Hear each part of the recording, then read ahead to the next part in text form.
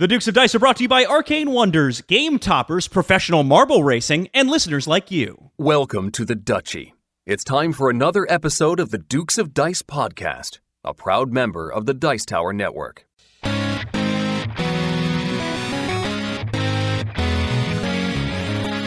Coming to you from the Duchy of the Duke City, Albuquerque, New Mexico, and the Gateway City, St. Louis, Missouri, it's The Dukes of Dice, a podcast about board, card, and occasionally role-playing games. Today, the Dukes review It's a Wonderful World. Then they'll discuss Sean's imminent culling of his collection. And now, The Dukes of Dice.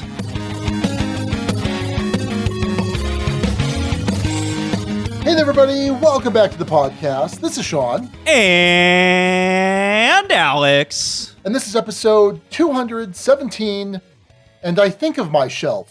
That title thanks to Jimmy DM90 over on our Board Game Geek Guild. This was, Alex, by far the hands-down favorite to name this episode, was it not?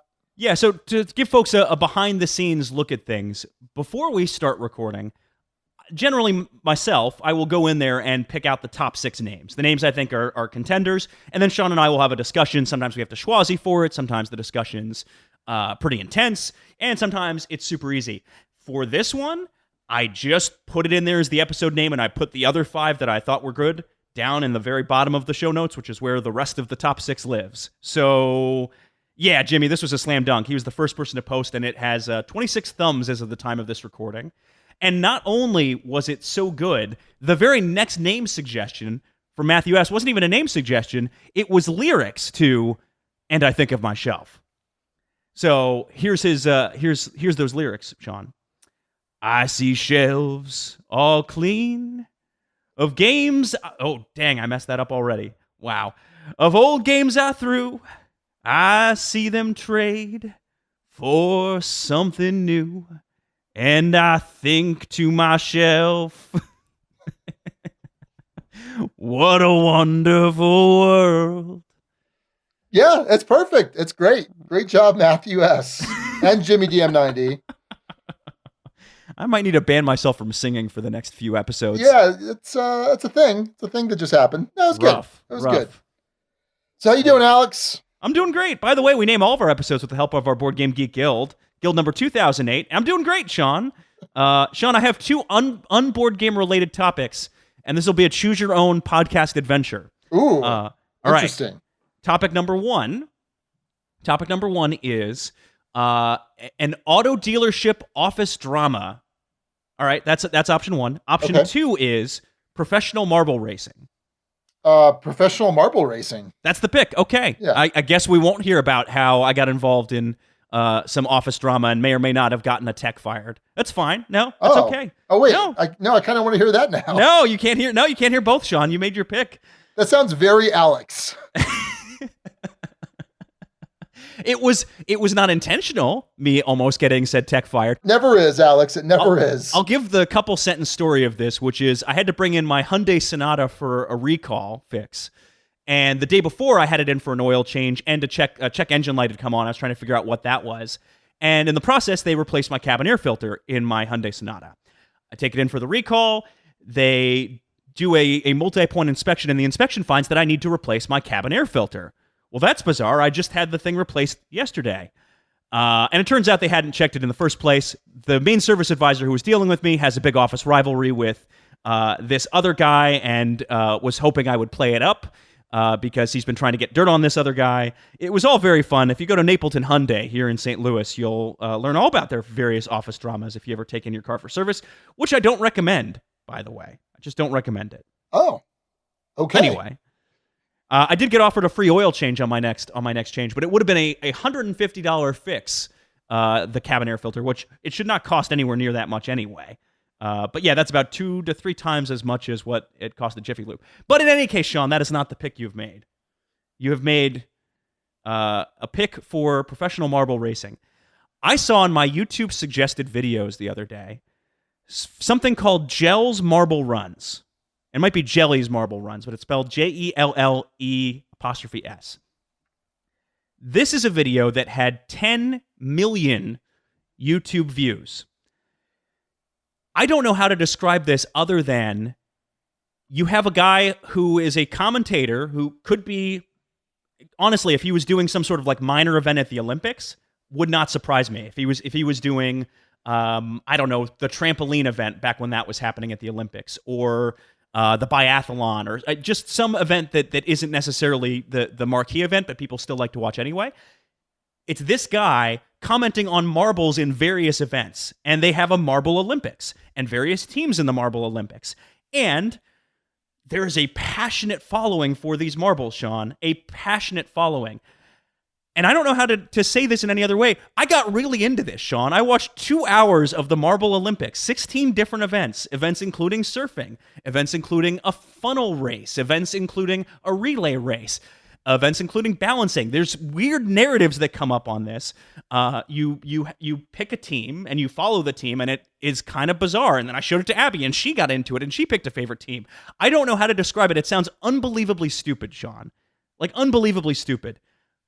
Watch one of these videos. I am. I'm watching it right now. Are you? Yes. With the sound? Yeah. Sand Marble Rally 2019 Race 4. Okay, that's a separate event. That's not the Marble Olympics. That's a whole separate individual racing. It gives you a sense, though. If you click on one of the Marble Olympics ones, you'll see he built out a stadium. There's Marble fans in the audience. The teams have different hashtags. There are bloggers that have written backgrounds on these teams. There is team merchandise. You can buy official team merchandise for some of these Marble teams. Ooh. Ooh. What? This blue marble was in the lead like this whole time. There's like 15 marbles. And then got knocked back or something. No. And then this particular sand path. What are we doing, Alex? So this particular sand path splits. Yeah. And there's a straightaway versus a little serpentine path. And the blue went down the serpentine path. And now this dark green one shot ahead because it went down the straightaway. What are we doing, Alex? Sean, I am not kidding you. 2 hours, more than 2 hours of Marble Olympics events, and I got kind of into it. I don't know what like. The production's well done. There's good graphics. They have photo finishes and slow motion cameras, and it is incredibly imaginative, very much addicting, and yeah, I mean you just saw the effect of this just now, Sean. Anyway, sorry, I'm still watching.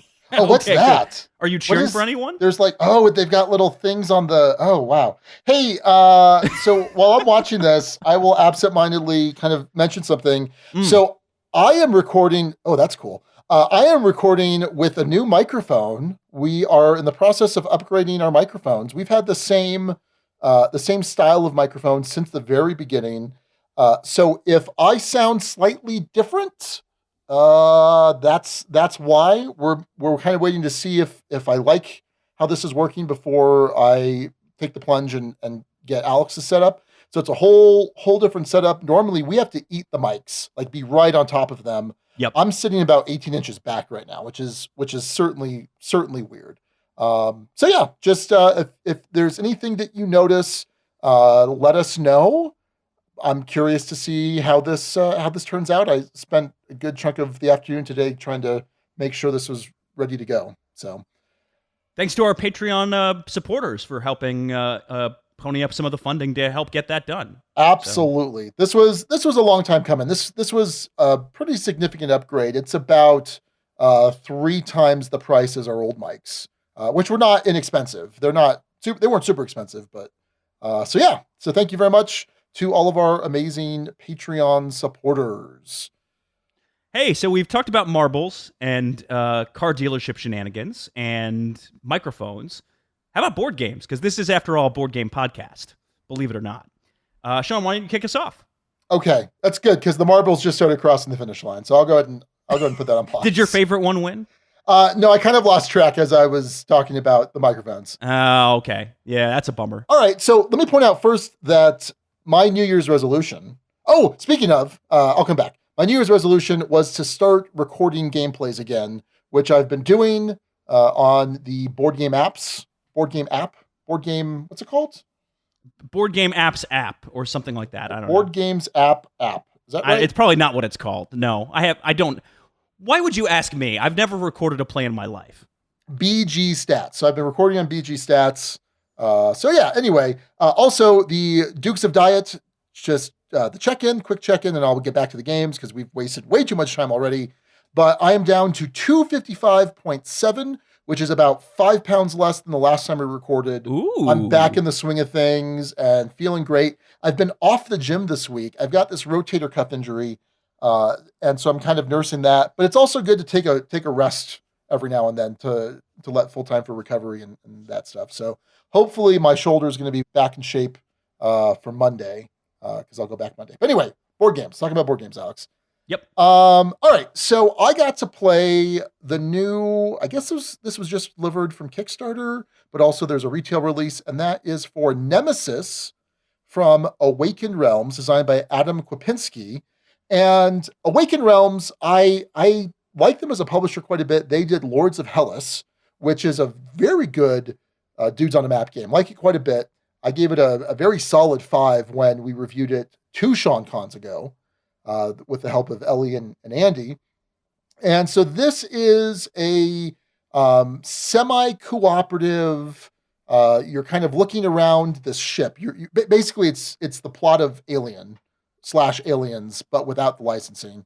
You just woke up from hibernation on this long-range spaceship, and you have lost your memory. You don't know the layout of the ship. You know where the bridge is, and you know where the engines are, and that's about it. And so you have to go around and discover which rooms are connected to which corridors. Each of the different rooms is going to let you do different things. But basically, you're trying to achieve a certain objective. You get these 2 secret objectives, and at a certain point mid-game, you'll have to pick which one you're actually going to try and fulfill and discard the other. It might be the ship has to make it back to Earth, or maybe you are the only survivor. But all the while, you are fighting against these xenomorph-looking aliens. And there's a bunch of different types of these aliens, and they'll pop up, and there's some combat, and the ship will catch on fire in certain parts, and you have to put the fires out. Certain rooms will open up, and they're damaged. You have to repair them before you can use them. And so it had a very Dead of Winter feel.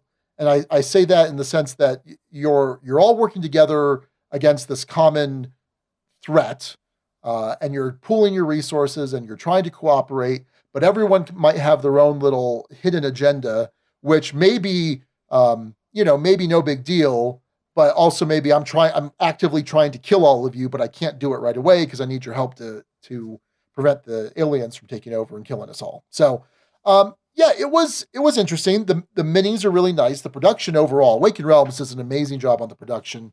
I thought was really good. I wasn't terribly thrilled by this game. I say that having liked Dead of Winter quite a bit when it first came out. I'm not terribly excited about Dead of Winter anymore. My tastes in games have kind of moved away from that, which isn't a bad thing, either for me or for that style of game. I think if you're looking for a kind of fun, tense, Ameritrashy, can I trust this person experience, I think this is good.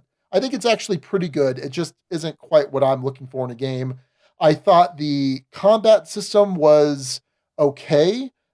Basically, you're rolling some dice when you're fighting these monsters or these aliens, and one die has kind of some wild hits, and the other die shows a different level of alien. And if you roll that, then it counts as a hit for that alien and every alien below it in terms of hierarchy or strength or whatever. But then you flip over a random enemy card and it has a certain number. And if you've beaten that threshold with a number of hits, then you've killed it. For some of the bigger aliens, you flip over 2 cards and add them together. But I could deal like 4 damage to this one alien, and the card I flip over is a 5. Okay, I've put 4 damage on it. And then the next time I flip the card over with another attack, it says 6, but I've done enough with the wounds. So it's weird because there's wound tracking, but there's no set hit points for every alien. So there's a little bit of variability there, which is interesting, but I wasn't super crazy about it. It's basically an action point system for what you're doing on your turn. It's not action point system. That's not true. You have 2 actions, and then some free actions. It's worth checking out if you like that style of game. The production was really great. Our buddy Jared painted up the copy for the shop. So it was nice to play, obviously, with painted miniatures. I think it's worth checking out. I'm not crazy about it. I don't really want to play it again. I wouldn't give it a 2 on our 6-point scale. That doesn't seem fair. I'd play it again under duress. But under duress, okay. Yeah. So that's not the most positive description I've ever heard of a game from you. It's a better game for certain players than I'm giving it credit for. Okay. So that is Nemesis. It's worth checking out, especially if you like that style of game from Awakened Realms. All right. Well, Sean, I have some breaking Duchy news, breaking Dukes of Dice news to share. Okay. I am aware of more Mike Fitzgerald games. And Mike Fitzgerald, designer of Baseball Highlights 2045, games that are, in fact, sports-related. Oh.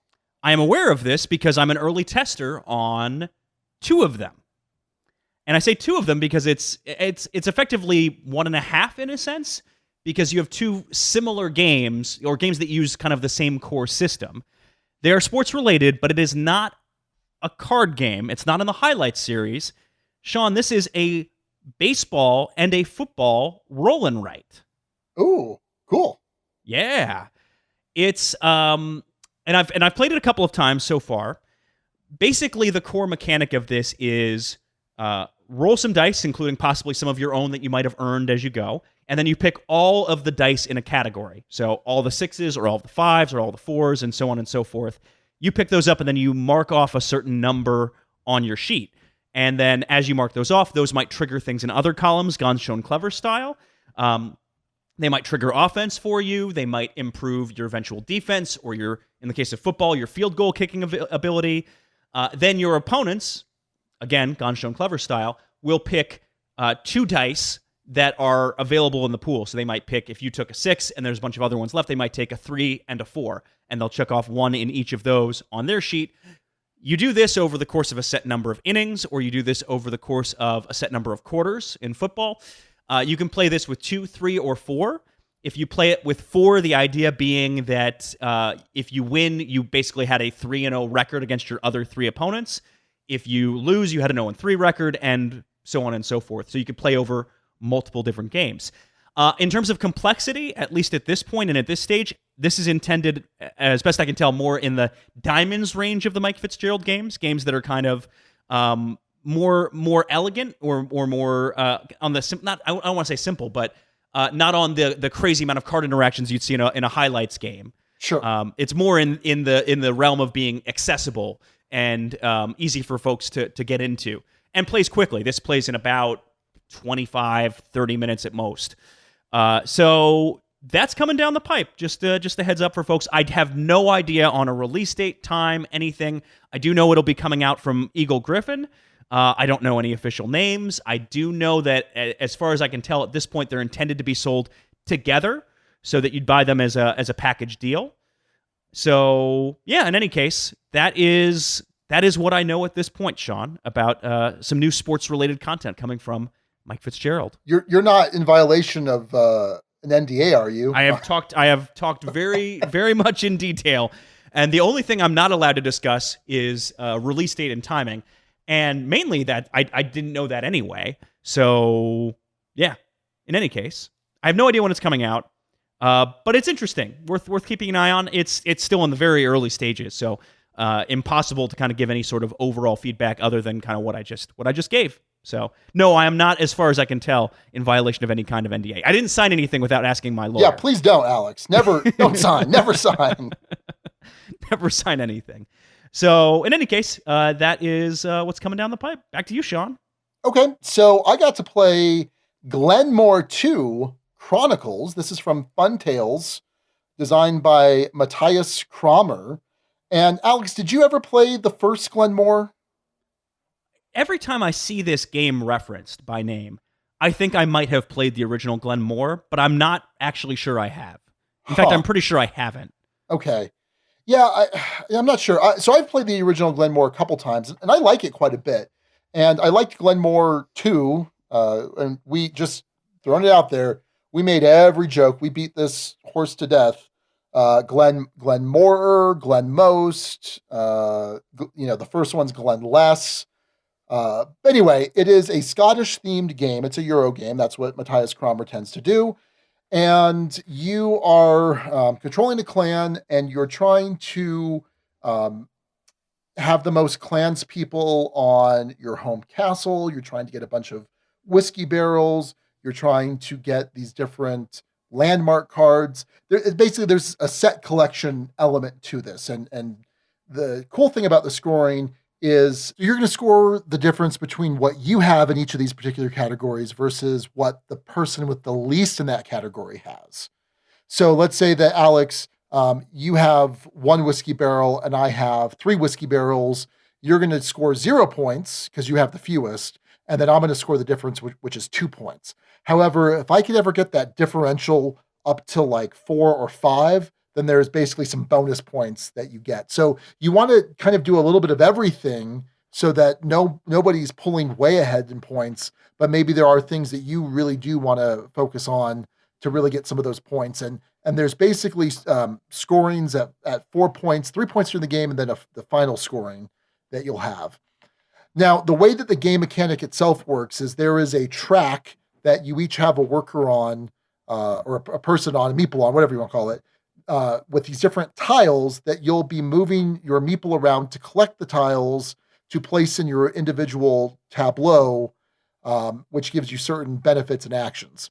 Now, on the track, if you are the last person and you're in the back of the order, you're going to go until you're no longer last. So basically, let's say that I'm 3 spaces back from the next person. I can jump way ahead of them if I want, or I can jump 1 ahead or 2 ahead or whatever, and I'll keep going until I'm no longer last. So it's similar to like patchwork, let's say. Now, there is a trick here because there are potential negative points at the end of the game if you have the most tiles collected. So you don't necessarily want to get each and everything. Now, once you take one of the tiles, you're going to place it. There's some certain restrictions on how you can place, but you'll place it in your little tableau. The tile itself is going to activate. It might give you a resource. There's like sheep and cows and wood and stone. And that tile that you just placed is also going to activate all of the tiles around it, whether orthogonally or diagonally. And so there's some different abilities, like I said, the collecting of resources, but there's also markets where you could trade things. There's movement points that you can activate that are going to move the clansmen you have on your board around, because that's, again, you want them on your home castle, but there's also placement rules related to where they're located. It's easier to place, or you really can only place adjacent to spots where your clansmen are located. So you need to kind of spread them out so you can place wherever you want, but there's also that scoring aspect too. So nice little thing you have to be aware of. So everything I've described here is pretty much Glen More I and Glen More II. One of the big differences is there's a new type of tile that gets introduced. It's the personalities. You collect them, and they're another aspect of scoring, but you don't actually build them in your little area, and they don't count towards your total number of tiles. But what they do let you do is there's a personality board that can give you either these one-time bonuses or maybe some ongoing bonuses that can kind of affect your strategy and how you play the game, which is pretty interesting. Additionally, Glen More II also has these additional Chronicles. It's almost like a campaign-style game where these little tuck boxes with different ways to play the scenarios. We didn't do that. We just did the main game. Overall, I really enjoyed it. I think it was great. I liked Glen More I, and this was great. I think that if Glen More I's hard to find, so I don't think there's any reason that you need to play both Glen More I and Glen More II. Glen More II, I think, is a great successor, and I would definitely recommend it. I would say go check out Glen More II. Well, Sean, I got in a double pack of games that you have, I believe, discussed both of these. I know you've discussed one for sure on the podcast recently. And those 2 games are Bus and The Estates, both of which are from Capstone Games, with the former of those, Bus, being a collaboration with Splotter, one of your favorite companies of all time. Sean, I played both of these. I dug both of these. Bus, as Sean discussed, I won't go too much into depth on either of these because past listeners will have heard some discussion on this.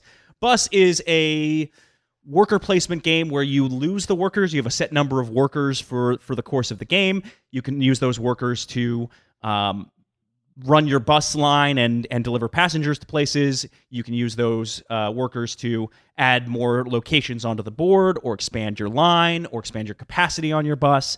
Or, and this is the most buck wild thing I've seen in a game in a long time, the ability to stop time. I don't understand how you have the concept of time wizardry in this game, Sean.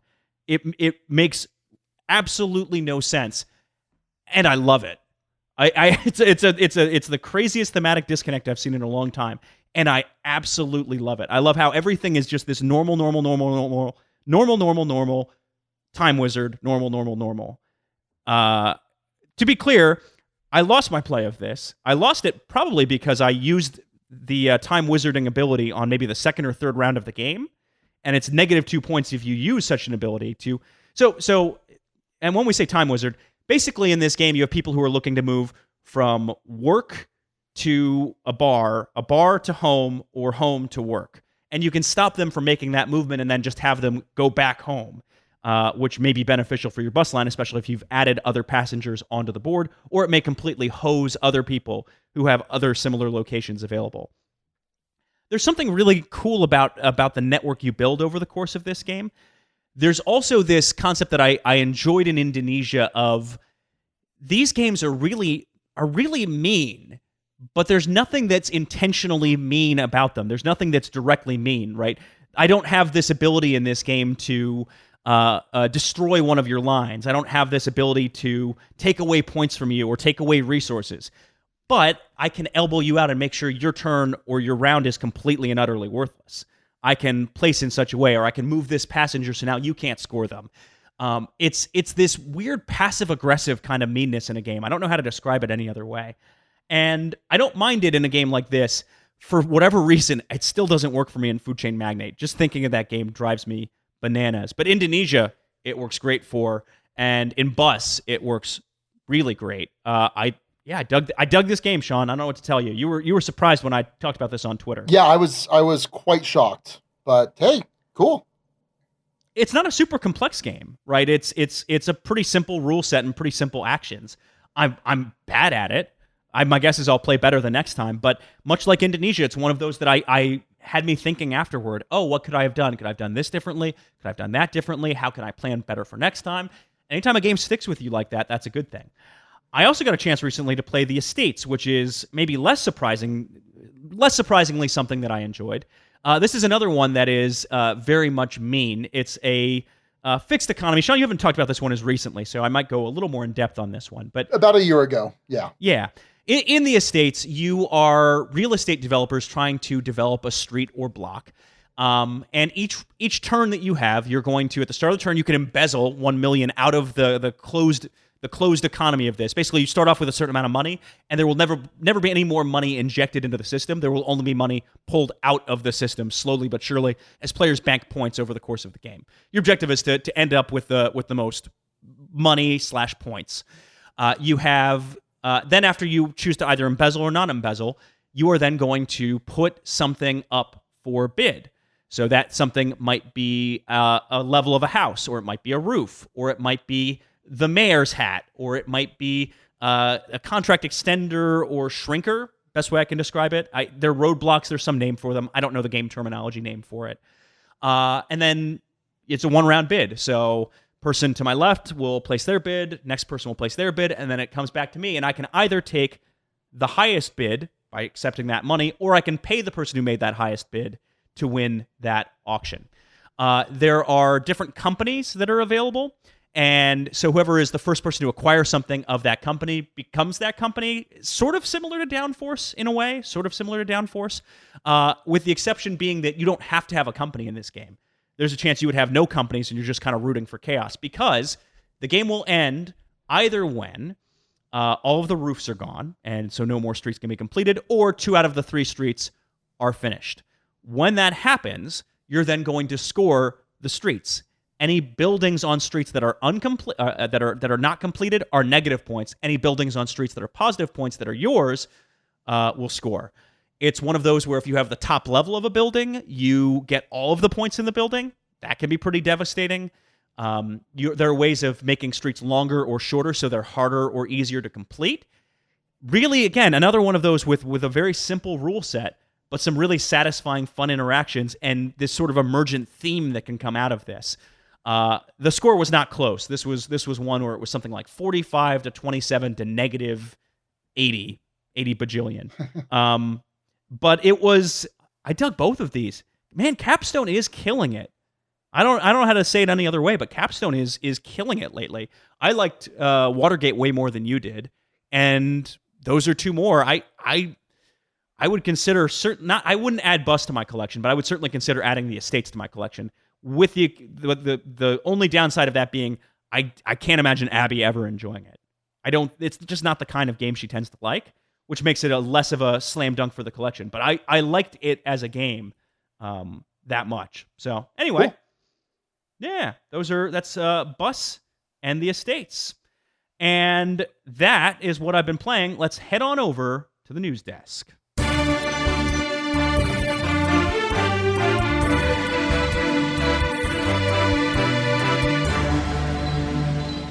All right, Sean, we've got an interesting mix of stuff this time around. We have some good and then some kind of overarchingly bad, maybe. Let's start off with a little bit of the bad.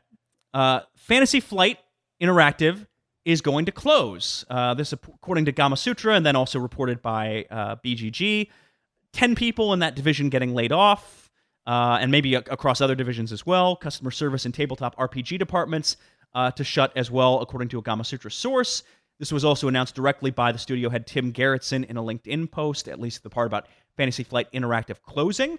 Worth noting, and it was sort of mentioned in some other articles and discussion on this as well, the head of Fantasy Flight's studio, Andrew Navarro, left at the end of last year as well. So some interesting rumblings and kind of things getting shaken up over there. I don't know if it means anything broadly for Fantasy Flight, but anytime you have layoffs, it's not the best thing. Well, and to be clear, Fantasy Flight Interactive was their app, app development side of FFG. And so I haven't seen whether that's, how is that going to affect app integration with board games? Because they've got the Descent Road to Legends, they've got Mansions of Madness, things like that. They had the Lord of the Rings one too, right? Right. So it's curious, what effect that's going to have, not just on new stuff coming out, but development, additional product, additional content for those games that have already been produced. So, yeah.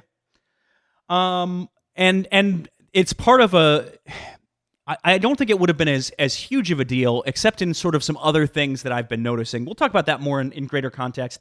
The other thing for folks who are Dice Tower fans, may be aware of this or not, Sam Healey has taken a position at Mythic Games. He was set to depart the Dice Tower, late last year into early this year, right. And he has a new post with them. And it's a pretty darn good fit, knowing Sam's taste in games.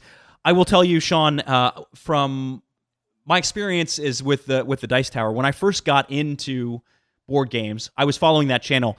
I didn't care much for Sam's taste at all. He was pretty much diametric opposite of my taste. Oh yeah. In my capacity at Gray Fox, though, I worked really closely with him. He's a good dude. So all the best to him as he continues on in the industry, and we'll see what happens with Mythic Games as a result of having him on board. I'm sure the media connections and discussions will be improved at Mythic at the very least as a result of that. So good news for him, and hopefully good news for Mythic too. Yeah, I think so. So yeah, it's a good fit. It's certainly the perfect fit.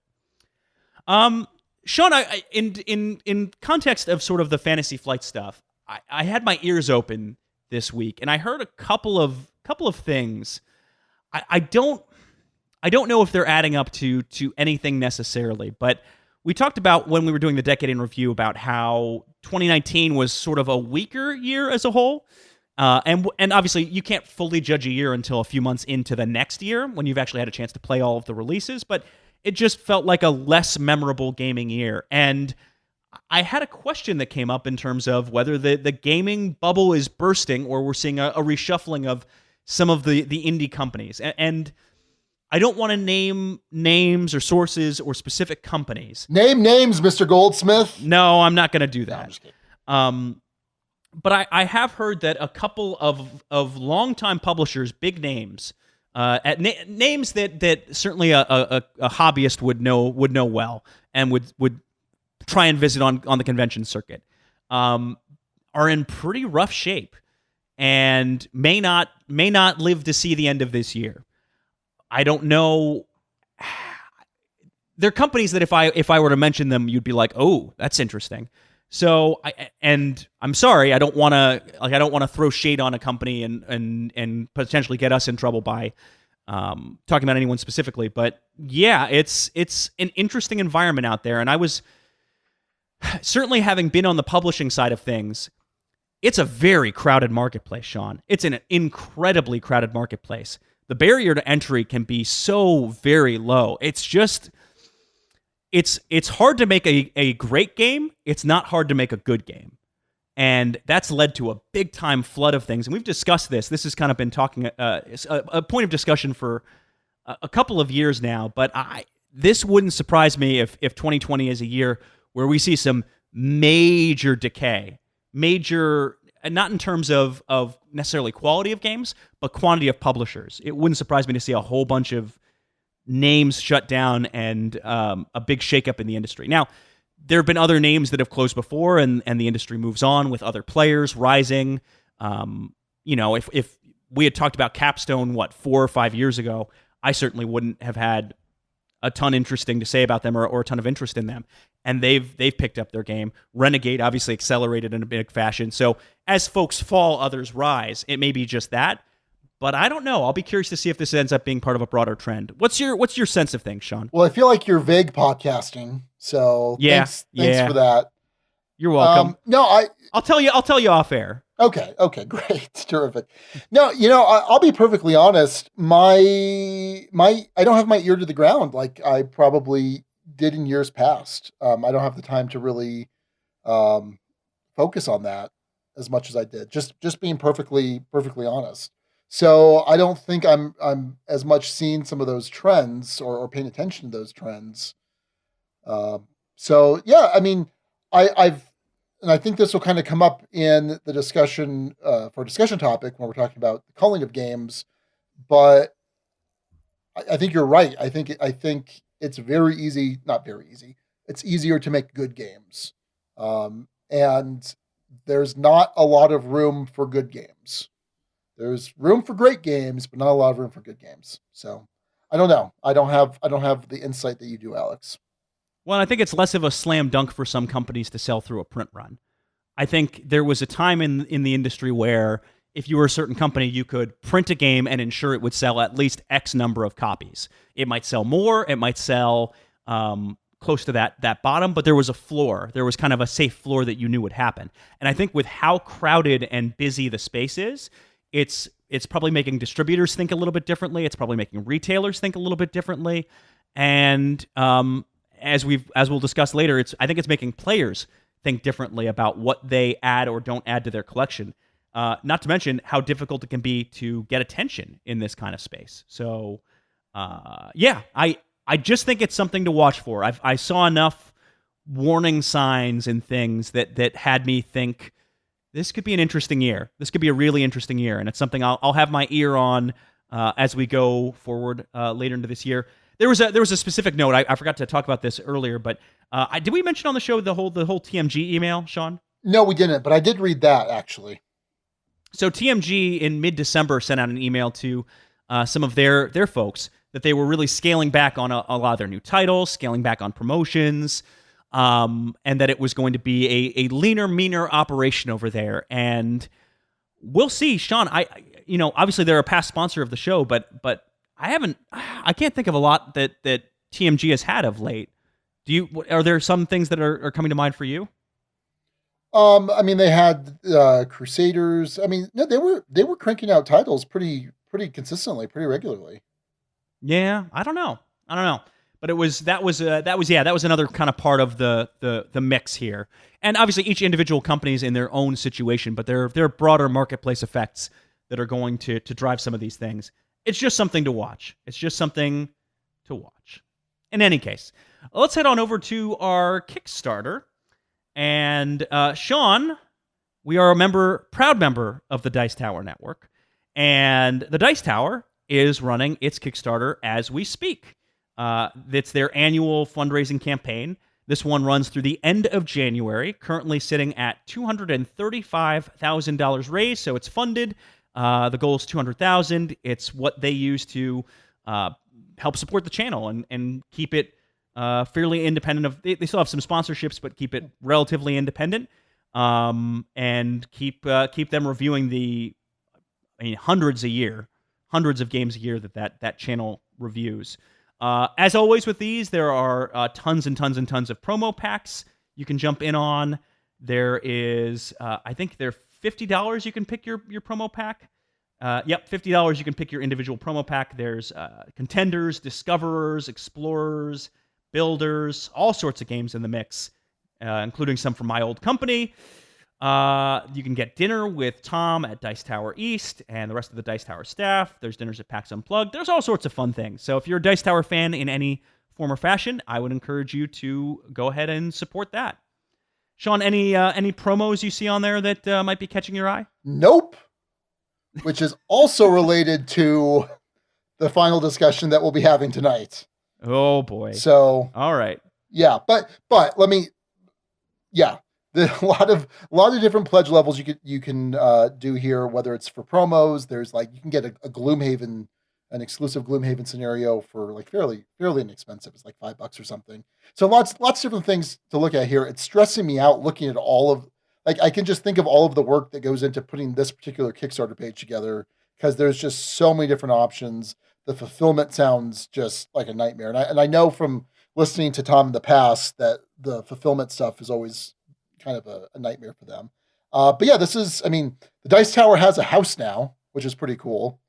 Instead of it being just out of, one of Tom's bedrooms or in one year or two, the garage, now they have a house with a bunch of different studios and things like that. And it's why they can put out so much content. So it's pretty cool. It's very cool. I saw on here a Fog of Love pack that I might need to scoop up. Oh yeah. Gotta catch them all, Alex. Gotta catch 'em all, Fog of Love. Anyway, so as mentioned, that campaign runs through the end of the month. Several different pledge levels for folks who are interested.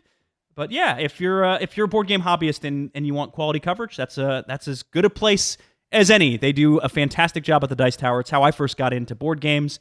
So go ahead and check out that campaign and support it if you feel so inclined. And that'll do it for our look at the news. All right.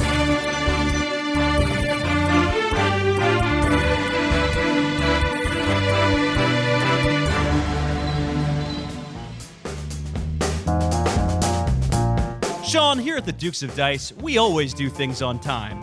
You need a Valentine's Day episode? We'll get that to you about a week or two after Valentine's Day. You need a Halloween episode? I hope you like November Halloween episodes. So we tend to like running a little bit late, Sean. And good news, Game Toppers LLC has your back if you are a procrastinator like the Dukes of Dice are.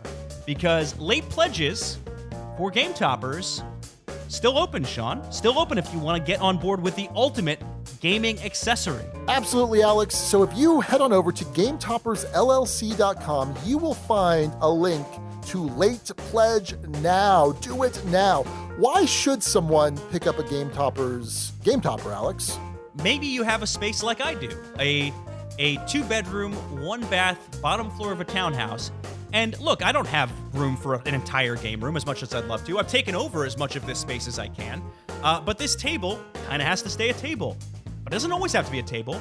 If I want to, I can convert it into a lovely gaming table using a game topper. And when I'm done with it, there's room in the basement for everything to stow away nice and neat. And Abby doesn't have to get too much on my case for always taking up our entire living space with games. So yeah, if you're interested in setting up something like that, getting a high-quality gaming experience, then head on over to GameToppersLLC.com. Game Toppers, upgrading your gaming experience.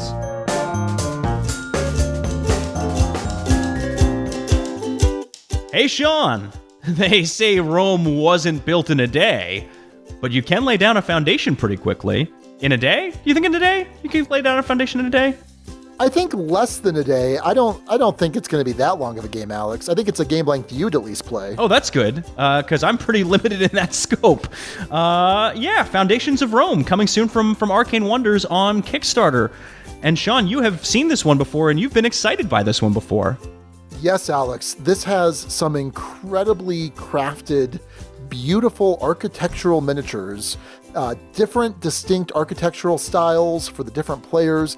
It creates this fantastic looking cityscape that really has to be seen to believe.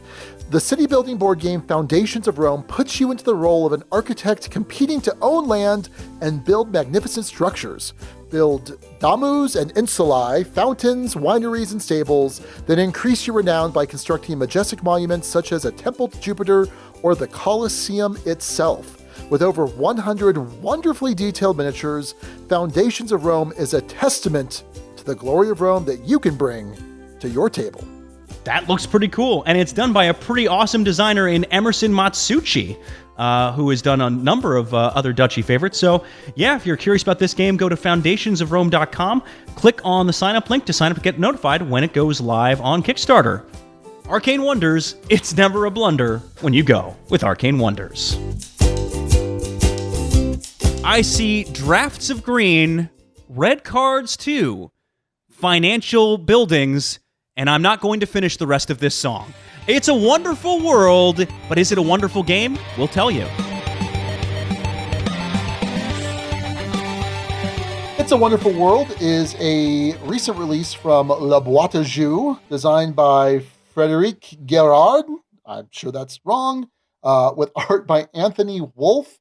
This is a fairly lightweight drafting game, engine building game. Basically, the idea here is that you are an empire that has arisen after this dark time, and you are competing with the others for resources and for supremacy. But it's in a fairly nice, even way. It's fine. The game lasts over 4 rounds, and each round there are 3 phases. There's a drafting phase, a planning phase, and a production phase. And in the drafting phase, you're going to be getting a hand of 7 cards. You pick one, pass it left in the first and third round, right in the second and fourth round. You're collecting a card, and basically you're going through the entire sets of cards there. You're going to have 7 cards at the end of your draft phase. And then simultaneously, you will be doing the planning phase. Now, in the planning phase, you're making a decision for each one of these 7 cards that you've drafted. You will either recycle the card, whereby you will turn it in, discard the card, and you're going to get a resource cube. And there's a couple different types of resources. There's like a taupe, a blue, yellow, green, black, and then there's a kind of a wild red one. And you'll get those resources, or instead of recycling the card, you will decide to put it under production, which will go in a certain area under your empire to show that you would like to build this particular card. And all of the cards that you want to build have a cost to build in the upper left-hand corner. It's an amount of cubes. Sometimes it's 1 or 2, sometimes it's 5 or 6, sometimes it's 1 color, multiple colors. You get the idea. Sometimes it's people. Sometimes it's people, which I was going to come back to, Alex, but that's okay. That's all right. So what's interesting here is that as you're putting these things under production and as you're recycling cards for cubes, you have to decide where the cubes are going as you get them. And if I have no place to put the cubes on these buildings that are under construction, instead I have to put it on my Empire card. Once they're on my Empire card, they're kind of a waste. Eventually, I can turn 5 of them in for one of those red wild resources I talked about that could then get placed on other cards that are in production. But ideally, I want to be able to put those cubes directly onto cards that are in production. Okay, so once that's done, everyone's done that, then you're going to go into the production phase. And this is also done simultaneously, but you're going to produce the different colored resource cubes in a particular ascending order. And in addition, whoever produces the most of each resource is going to get a bonus. So you start with the taupe resource and you look around, you say, okay, how many is everybody producing? Everybody's empire produces a certain number of resources. There's also and type of resources. There's also different sides. There's an A and a B side, and they're fairly asymmetric. And so maybe Alex, you produce 0, I produce 1, and then a third player produces 2. So we all get those resources. We then assign them to buildings if we can, like we did in the planning phase. And whoever has the most taupe resources in production is now going to get a victory point bonus. And there are 2 types. There are the financiers, which are blue, and there are the generals, which are red. They're worth a victory point each. And I think for the taupe, I think you get financiers, but not important. But that's what you get. And like you mentioned, Alex, these things can be used for certain building requirements. Some things might say you need 6 cubes and 2 financiers to build this. So great. If not, you just keep them. They're worth points at the end of the game. And there may be some other ways to get bonuses for them, which I'll talk about in a second. So you're going to do this for each type of resource in this particular order. And what's cool is if you, like, let's say during the taupe resource production, it lets me complete a building that has green resource production. Well, that's going to let me produce immediately that round. I don't have to wait around like you would kind of expect in a lot of other games. So there's some cool chaining of actions. And at the end of the game, after the 4 rounds that you play, you're going to add up points for all of your constructed buildings. So certain constructed buildings have just a straight victory point amount that you have there. Some of them, though, are multipliers. It might say for every yellow thing that you've constructed, yellow card you've constructed, score 3 points or whatever. Or all of your financiers are worth an extra point. So some variable things there. I did forget to mention that some buildings might also have an immediate bonus once they're completed. And it might be the wild resource. It might be a financier. Lots of different options there. So anyway, that's how you play. You add up all the points. Whoever has the most points at the end is the winner. And It's a Wonderful World. So Alex, what were your initial expectations about this game? You brought it to our attention first. So there's a fun backstory on this, which is Joe, now at Stonemaier Games, who is a fantastic person, listener of the Dukes of Dice as well. And my sworn nemesis and rival. No, yeah, I was gonna say. not really though. Jamie made a good pick. He's the guy who got the job instead of me at Stonemaier. Anyway, not bitter about it. Just a fact. He brought this to a game night one night, had just received it, I believe, from Kickstarter, and had accidentally been shipped 2 copies. And he graciously offered, hey, would this be something that you and Sean would like to review? And I said, yeah, probably. Let me talk to Sean. And you said, I don't know, sure. And so went ahead and shipped it off to you, and he let me borrow his copy for a good chunk of time. Got in some plays of this, and that's how this review came about. So not an actual review copy from anyone, but just kind of a mistake made by whoever shipped out games for Boite, becoming to our benefit. So yeah, that's how we ended up reviewing this one, Sean. So initial impressions. I just saw, and this is going to come up in art and components too. I just saw how gigantic this box is. It is a huge, huge, huge box, and I was like, uh-oh, is this game going to be a 2-hour, 3-hour kind of thing? Only to learn the rules and find out, okay, actually, there's not a ton of reason for the box to be as big as it is, and it's mainly because of some of the Kickstarter components and other things, and we'll get into it, but I was slightly intimidated, was my initial impression of this, until I heard the rules explanation, and then I was intrigued and curious. That's my initial impression, Sean. What about you? Yeah, so like I said, I knew very little about this game. You said that you thought I would like this because it's got drafting and engine building, 2 things that I tend to like quite a bit. And I would say that, so we should point out that we've been playing with the Heritage Edition, which was basically the Kickstarter edition. It is a double width size box. So it's kind of your standard large box, board game box, square box. And the normal boxes are like, what, 2.5, 3 inches. This is double that essentially, because there's a bunch it's huge. Yeah, very huge, a bunch of campaign stuff. And if you were to buy the retail copy, it's kind of your more traditional 2.5, 3 inch thick box. So it's surprising how much effect this box size had on the people I played this game with. Interesting. How it shaped reactions, how it made people much more critical of the game than I would have expected, which was very interesting. So, okay. Yeah. Interesting. Yeah, I think a box of this size lends itself to, ooh, it's going to have miniatures. Ooh, it's going to have this. Ooh, it's going to have that. And really, it's just kind of I'd say cool way, but there's a lot of waste. Even with the Kickstarter stuff, there's some wasted space in that box for sure. Yeah, so for a game that in a lot of ways is somewhere in between Sushi Go and Seven Wonders. It's probably closer to Seven Wonders than it is to Sushi Go. Oh, yeah. But I think it's simpler than Seven Wonders. For a couple different reasons, which we'll talk about more in terms of gameplay. Okay. I'm not sure you're wrong, and I'm not sure you're right. I have to think about that. Okay. Well, don't worry. I'll prove my case, Alex. It's something I'm good at. So, it's for that weight of game. It is incredible that this is the box size. Even realizing that it has all this campaign stuff, it definitely affected people's perceptions of this game. Yeah, I can understand why. So it affected my perceptions of the game too. So rulebook, did you learn this yourself, Alex, from the rulebook? I did not learn this myself from the rulebook. My arch nemesis and rival, again, a new one, Joe, ended up teaching this one. So, no, I had it taught to me. However, I did have to reference the rulebook in other plays and reset up the game when I was teaching it to Abby.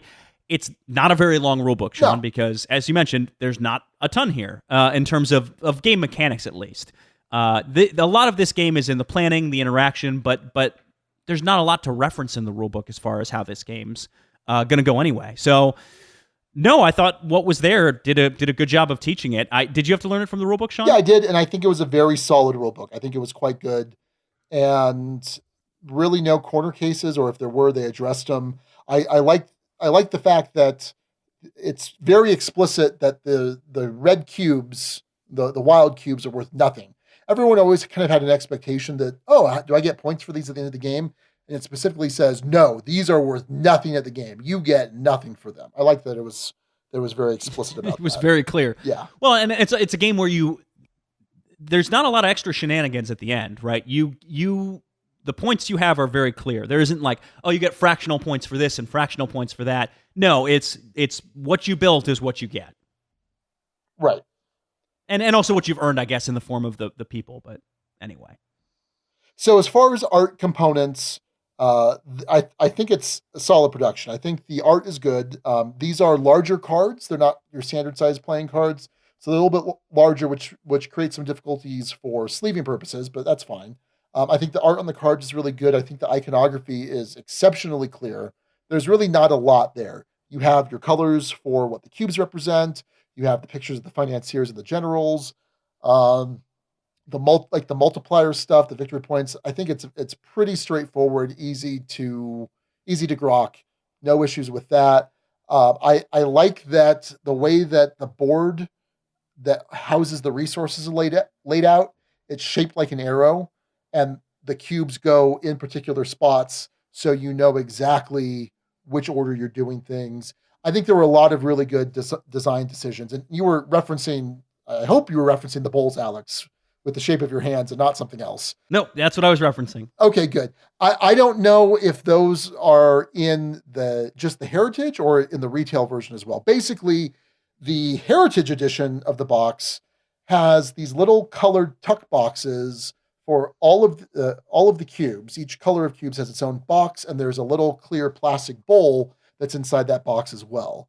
So it's really well organized and really easy to play while you're playing. Although I will point out that a lot of times the bowls are too small for a bunch of dudes' fat fingers, because we're all going in there at the same time to get our cubes out, and it's a little fiddly. Not too much so. I didn't mind it, but I did hear that comment quite a bit. I could see that. Yeah, I mean, even just playing with Abby, we would frequently bump hands or something trying to grab our cubes for that particular round. Nothing game breaking by any means, but yeah, a little A little slightly annoying, but not too bad. So maybe with 2 players, Alex, there's opportunity for romance as your fingers touch. Oh, if you have that special someone in your life, try out It's a Wonderful World. Sean, I would say I agree with you on a whole that the production of this was really well done. I like how the cards are laid out with one. Let me know if you're on board with this, but with one small thing, which is when you have those one-time bonuses, they live in a different color and distinguishable right above the ongoing production bonus you'll get for that card. I would have liked to see that one-time bonus in a different spot or in some way that I found myself occasionally forgetting that one-time bonus, or it being proving a little confusing sometimes. And I think they could have maybe moved it to a slightly different spot or highlighted it in a different way. It's a nitpick. It's really a nitpick. I think in general this game does a great job at what it does. It's well laid out. The art is nice. I really like the art style. I think the game looks great on the table. There's not much that you said that I would add to this, other than I like that the round marker has a nice reminder of which order, which direction you're supposed to pass cards. I didn't realize that until after my final play of the game. Really? I kept seeing it there, and I kept thinking, oh, this must be for a campaign or something, one of the campaigns. And then I remember putting it away and looking at it and going, oh, that's what that's for. Yeah, it's just this little circle with arrows on it, and you flip it over to show which direction for which round. Whoops. Yeah, it's a nice little component. No, it was good. Yeah. No, I think the production does the game a lot of favors. Doesn't get in the way, helps support iconographies, crisp and clear. It's a clean, rules light game, and there's nothing in here that gets in the way of that. So I also liked, Sean, I should mention, and I don't know how much of this is Heritage Edition versus base game. I have to imagine there's more than one different starting setup in the base game, but they give you the different starting civilizations. And there's 4 different options that are starting setups. You can use the A group, the B group, the C group, or the D group. And I like that it provided those options for different levels of advanced play, and those are all perfectly well done and lovely too. My suspicion is that C and D are part of Heritage and not part of the retail copy. Wouldn't shock me. Would not shock me. Based on how the cards were packaged together, the C's and the D's were kept separate. And it's nice too, because some of them, like I think it's the B's, don't really point you in any particular direction, whereas the A's do, in terms of what resources that you're producing differently than others. And also there's usually some sort of end game bonus, different bonus for the different empires. Well, and the one that just gives you a bunch of red cubes is pretty intriguing too. All right, hey, you figure it out. Make your own set of production from the initial set of things. That was that I thought was pretty interesting as well. So, yeah, not a ton else to say here. I think it's pretty much all positives from me on art and components, other than the tiny nitpick that isn't even actually really a problem. So, and Sean, I guess the one other thing I would say is this game can be a bit of a table hog. It's a big box. It's a relatively light game, but as you're managing that construction flow and the cards that you're drafting, because as you draft them, you're supposed to keep them face up, right? So your opponents can kind of see what you're taking, and you can see what they're taking. It's more for advanced play than anything, but it's a rule.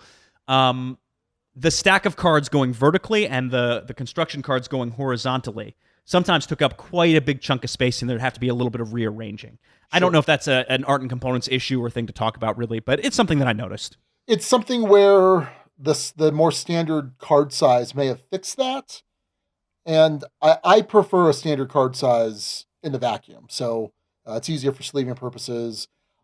When you're putting components on cards, I mean, I could see like some of the bigger buildings. There's like some that are worth 15 points, which is a ton, that have like seven or more resources that are required. They run down the left side vertically of a card.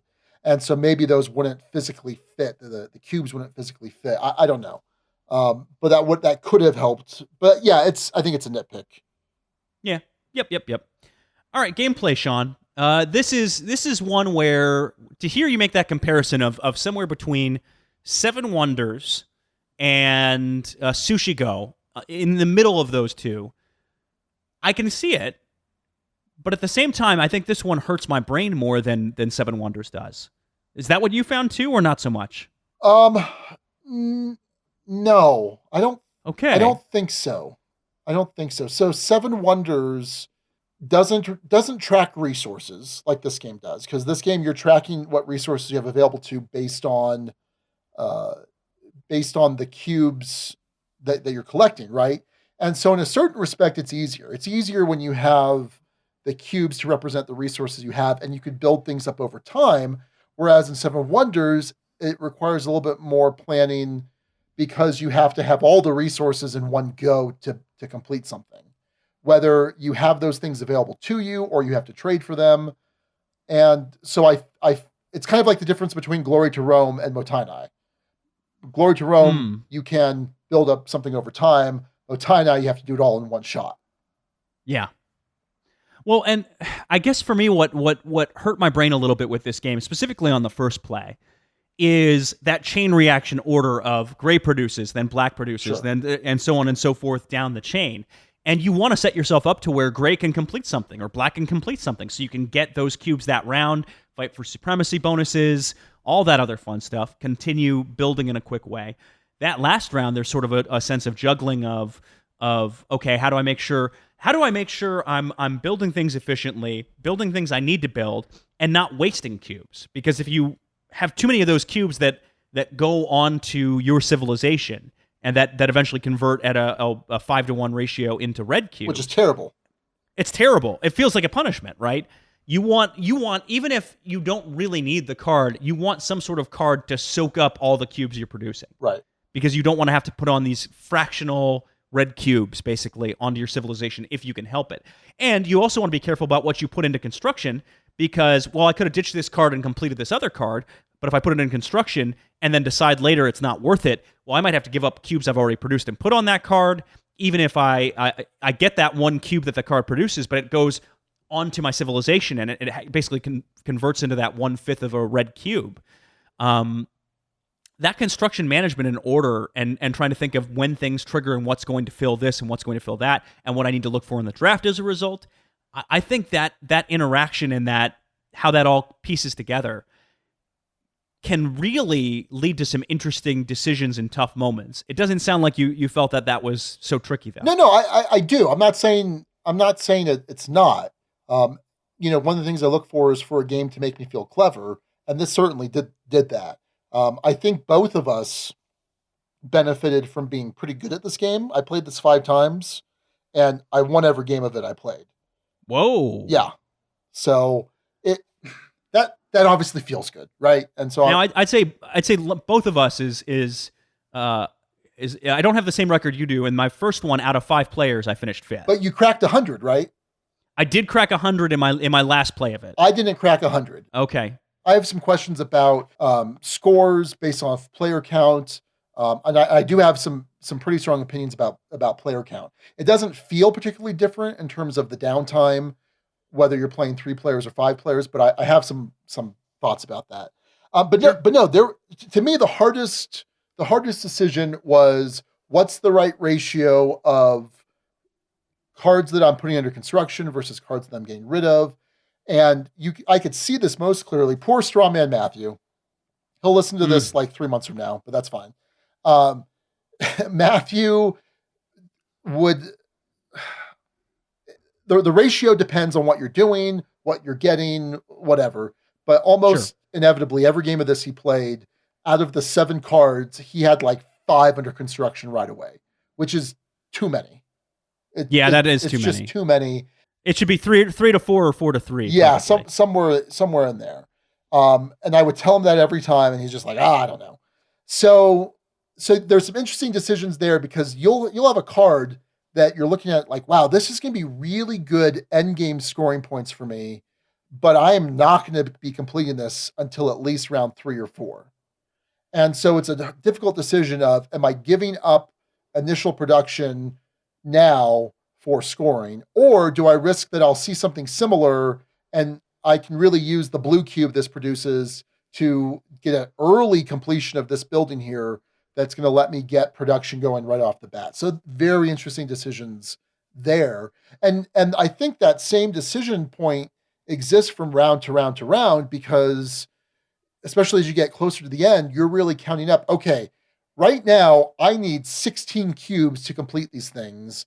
I'm producing about 16, but they're not all the right color. If I take into account the production bonus or the completion bonus for this particular card, will this get me there? Um, there's some very interesting and tight decisions there at the end. So it's in a lot of ways it is very different from Seven Wonders, but in other ways, like you don't have the science scoring that you have in Seven Wonders, where there's this like exponential scoring and then different types of set collection.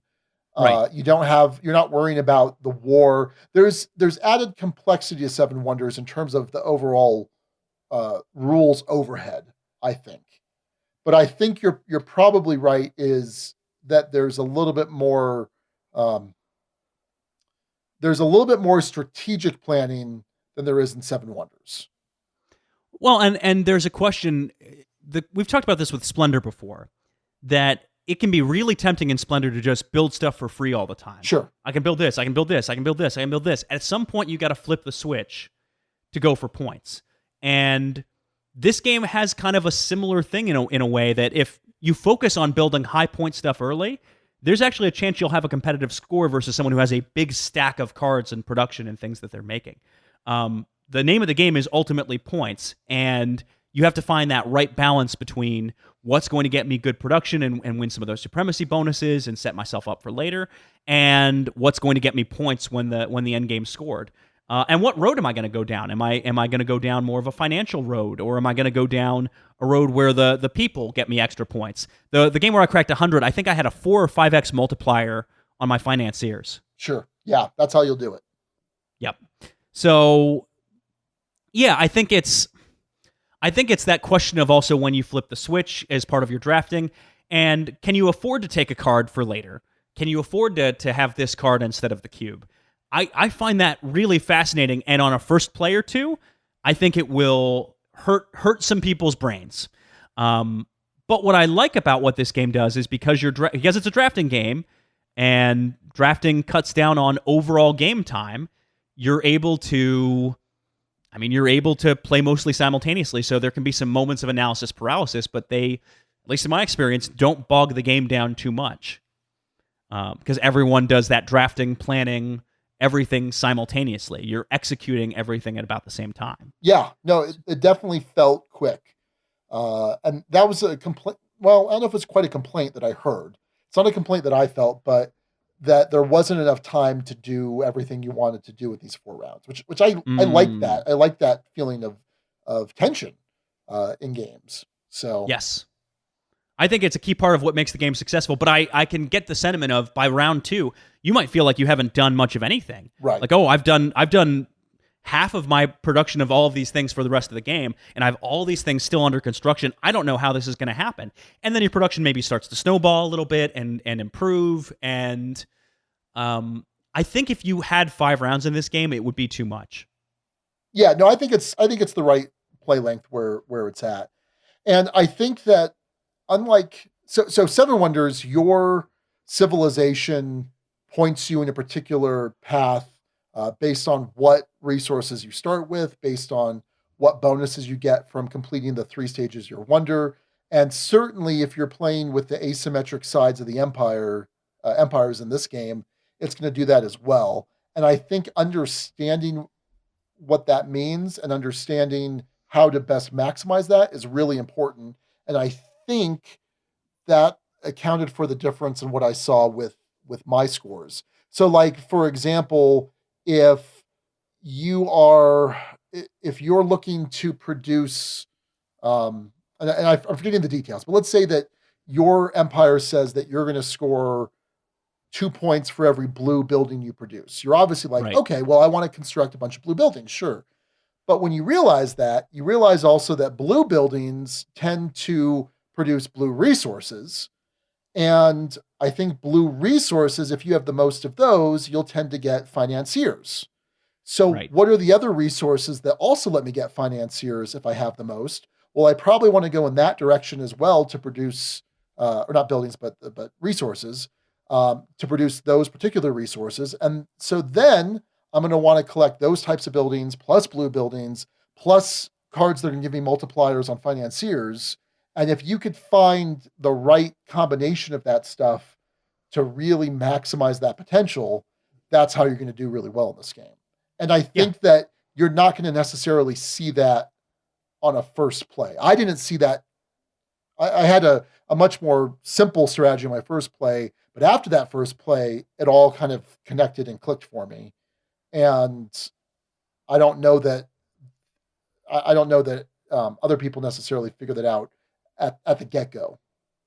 When I think it's that depth for me, Sean, that has me think of this game as a heavier game than Seven Wonders. Not rules-wise, right? There's more complexity in Seven Wonders because of the science and resources and managing money and some of the other little things that you have to do in Seven Wonders. But in terms of the degree of planning you have to do in the game and the management, the kind of production management and logistics, to me it feels heavier. Okay. But I get that it's lighter on the rule side, and it's lighter on the complexity. But I mean, Indonesia shows and bus shows, you can have a game that's rules light that's unbelievably deep. I don't know that I'd call Indonesia rules light. Okay. Compared to its weight, I'd say it's a less complex game compared to its weight. Sure. I'll give you that. Yeah. Anyway, now were there any? Obviously, you said it wasn't necessarily well received by folks at the table. Were there any other downsides that you really experienced or saw? Because it seems like it's all pretty much positive from you. Yeah, I like this. I like this a good amount. It's not something I'm crazy for, but it was not particularly well received. The first play of this I had was before Christmas when Jake and Danielle were in town from Draft Mechanic.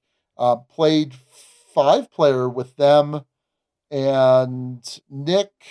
I'm trying to remember who our 5th player was. I can't remember. Was it Raquel? It wasn't Raquel. No. She was home watching Chewy. So it was not particularly well received. Nick liked it well enough, and Nick and Matthew played it like 3 times and would complain most of the time, but he's like, no, it's pretty good. I'm just, he just likes complaining about things. I think everybody recognized it as like, this is a decent game. Nobody was just particularly crazy about it. And I think I probably heard I'd rather play Seven Wonders. Interesting. Okay. For Seven Wonders, in a lot of ways being considered kind of a gateway game, it's kind of difficult to teach. I mean, I've taught it to plenty of people, but it kind of has a fairly high rules overhead. And so that's why I in terms of maybe teaching somebody, is why I would say this is somewhere in between Sushi Go and Seven Wonders. Again, closer on that spectrum to Seven Wonders. Oh, in terms of teachability, I 100% agree with you. In a lot of ways, I feel like this kind of kills Sushi Go. If I'm looking at teaching somebody drafting and they're a newer gamer, we'd play Sushi Go and okay, I go through the motions and yeah, it's kind of fun, but I'm really not satisfied after a play of Sushi Go. And I feel like this isn't that much more difficult to teach.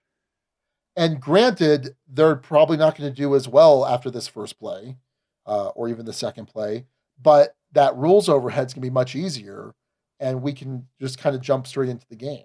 Whereas, man, I just think of all of the times I've taught this game, all the times I've taught Seven Wonders, and in the middle of Seven Wonders, people are just not getting it.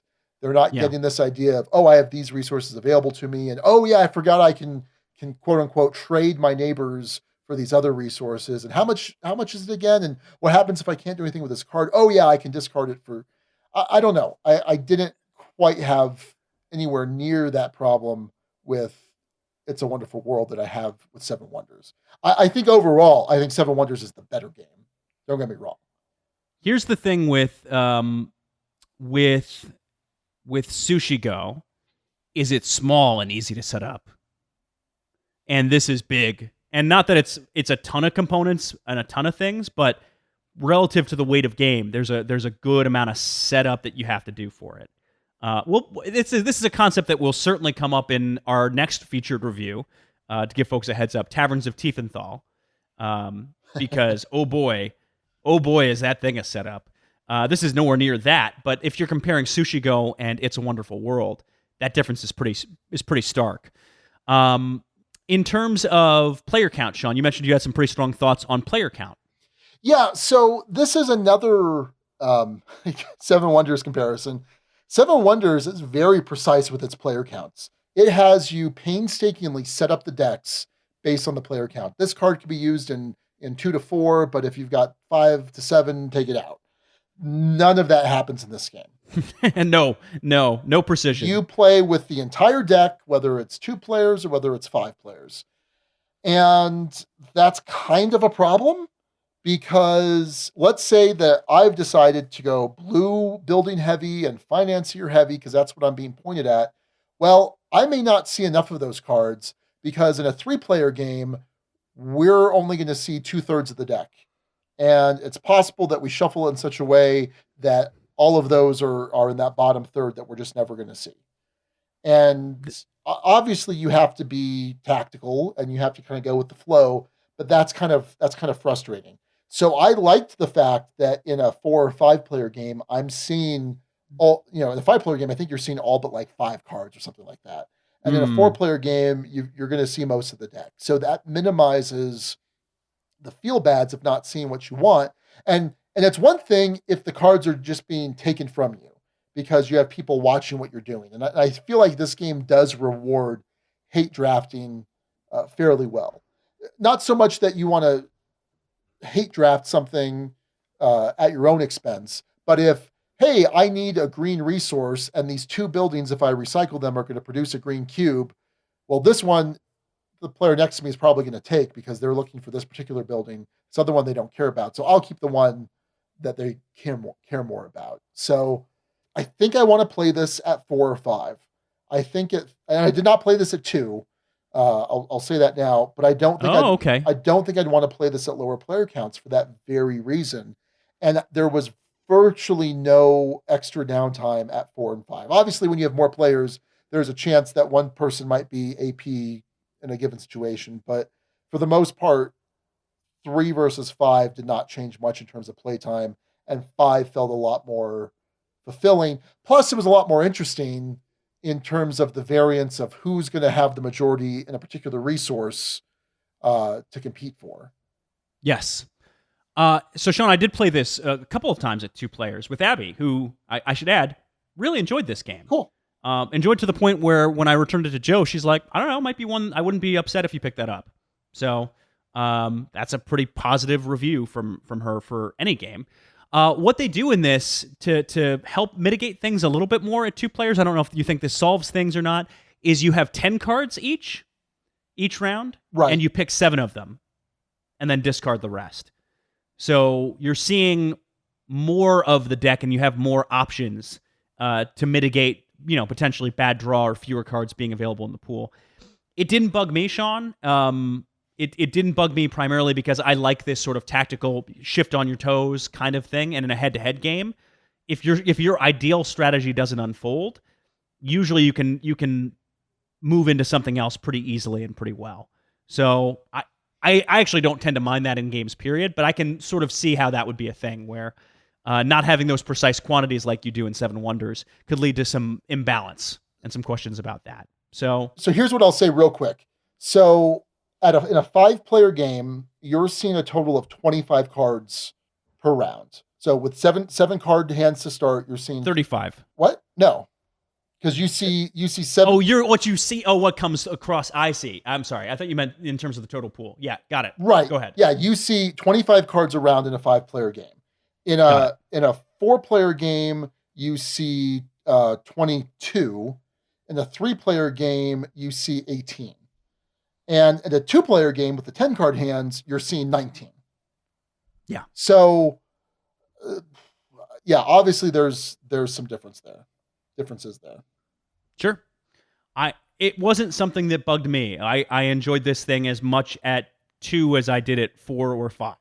So I don't have a preferred player count, and I actually think it works really well at 2. And I like the fact that it's easily convertible to different player counts without much overhead. Yeah. I don't have to go filter through the cards. And that's kind of annoying about Seven Wonders. I mean, you get a benefit. You get a huge benefit to it, but it's always kind of annoying to set up for it.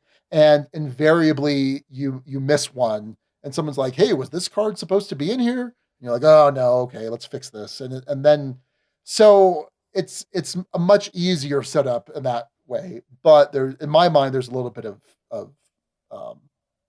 little bit that you lose without that precision. Yeah, fair enough. I have a really quick discussion up next, Sean. Oh, is it theme? Theme. Did you feel this game was thematic? No, not at all. You're just moving cubes around. Even so, did you play any of the campaign? No, I didn't. Okay. So we looked at the first campaign. We played one of the games. And again, the campaigns are not available. At least I'm pretty sure they're not available in the retail version. They're part of the Heritage Edition, although I'm sure there'll be ways to get them at some point or another. And basically, I think there are 6 scenarios in a campaign. You'll only ever play 5 of them. And there's, I guess, some sort of branching paths that might happen. Also, in the first one we did, there is a collective goal that you're trying to basically take cubes that you've recycled and put them on this central goal, and you get a certain bonus for doing that. And then at the end of the game, you get different bonuses if you're the winner or the losers, based on whether or not you completed that goal cooperatively or not. And so the campaigns introduce these orange cards that basically are cards that stay from one round to the next that give you some sort of ongoing benefit. So the theme came through slightly more in the campaign than in just the standard game, but for the most part, this could be whatever. You're just pushing colored cubes around, I really think.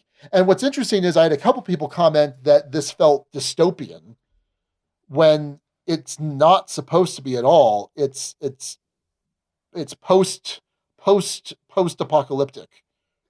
It sort of has the cards sort of have that Fallout feel to them in terms of that style, right? Which is not the theme, but that's right. that's what comes across, I guess. Yeah, I mean that's sort of what. Honestly, that's what came across to me. Yeah. There isn't a lot that's communicated story-wise. There's some things that feel sort of connected to the art on the cards and the cubes that they need, and the science ones tend to be more science-y. The yellow ones tend to be more bank and finance-y, and there's some things that sort of make sense with this, but for the most part, no, I didn't feel the theme in just about any form or sense at all. So the creepiest thing to me was, I think it's called like genetic upgrade or something. And it's a green science card, and it's this little toddler who's wearing these PJs, a little penguin on it, and this kid has freaking gills, Alex, and it freaks me out. He's got upgraded. Yeah, he's got these little gills. I did really like the blue cards. The blue cards are the exploration cards, and they have you're finding like, I don't know, like the lost tomb of something or other, and those are the most interesting cards to me, and I like that, but no, it's not particularly thematic. Yeah. Gil did have some thoughts on this one, Sean. Yeah. Brett Mowers says, my wife Laura and I got a chance to try out It's a Wonderful World at PAX Unplugged, and we both enjoyed it. We're big fans of Seven Wonders, and this felt somewhat evocative of that classic. We both realized halfway through how important setting up the timing of your engine is. Future plays will only make this one better, I suspect. A Ducal 4 for us, with a chance to climb even higher. And then Sylvain Lacroix says, I have played a few games of It's a Wonderful World lately, and I can say that I really like the clean design on that one. It's a draft game with engine building elements, so that usually gets my attention. However, the game shines in the resolution of the production engine, where you activate one color at a time, so you can obtain a cube of one color that will complete another card that will provide other cubes later in the production chain. I found this chain effect pretty clever. For those with the Kickstarter edition, you will find that the game has so much more to offer than the retail edition. Sadly, I haven't tried the Heritage Edition, so the game is a 4 on the Ducal scale. Fair enough. Ben Coberly says, I played It's a Wonderful World a few weeks ago. It was a quick, light engine building game. I really liked the Seven Wonders style pick and pass and the multi-use cards. While the game was explained in less than 15 minutes, it offered difficult decisions each round on which cards to keep and which ones to trade in for resources. I'd definitely like to get some more plays out of this one and see all it has to offer, like the campaign mode. There you go. So Guild, fairly positive on this one, Sean. Yeah. Will you be fairly positive on this one, Sean? Yeah, I think I will be. So, final thoughts. We rate everything here at the Dukes of Dice on a 6-point scale. A 1 is poorly designed but playable, not necessarily fun. A 6 is an all-time favorite that is a contender for the top 10. So let me say this. I don't play Seven Wonders a lot anymore. If I'm going to play Seven Wonders, it's going to be Seven Wonders Duel with just me and Raquel. In a lot of ways, I like Seven Wonder Duel more than I like Seven Wonders. But even if we're at the game shop, there's not a lot of opportunity for Seven Wonders to come out unless we have 7 players and we don't want to break up for whatever reason. Right? Okay. So I don't know that I'm necessarily super excited to bring this game out all the time. And on top of it, I've got the Heritage Edition. And so it's a pain in the butt to cart around because it's no small box. It's a pretty decent sized box. But here's what I will say. I am pretty intrigued to play through these campaigns, at least to finish the first campaign. The first scenario of the first campaign wasn't a huge wow for me, but it was enough to say, oh, that's interesting. And I'm curious to see how having more of these orange cards that carry over from one scenario to the next will affect the gameplay. So I am committed to at least playing through the first campaign in its entirety. I don't know who I'm going to play it with. You know, Nick joked with me. He's like, I suspect that this is a game that you'll be selling to me at the next Gamers Garage sale. Ooh. But again, and we'll talk about this more later, isn't in itself a bad thing. There's an acknowledgement there that I will want to keep it in the duchy, so to speak, in the family, right? Because I do like the game, and I do think it's quite good. So that's where I'm at. So basically, this is coming down somewhere either a 3 or a 4. Whoa. But it's not a bad thing. It's not. So a 3 is game is okay, not exciting, while playing the right situation. That sounds kind of accurate. 4 is a good game, worth playing, just not all the time, belongs in the duchy. Well, that sounds kind of accurate too. So I'm going to give this a 4, Alex. It is somewhat of a provisional 4. Let me weigh back in where I'll play the first campaign, so it'd probably be me and Nick. I could probably force Matthew to do it. So that's 3. I need at least a 4th.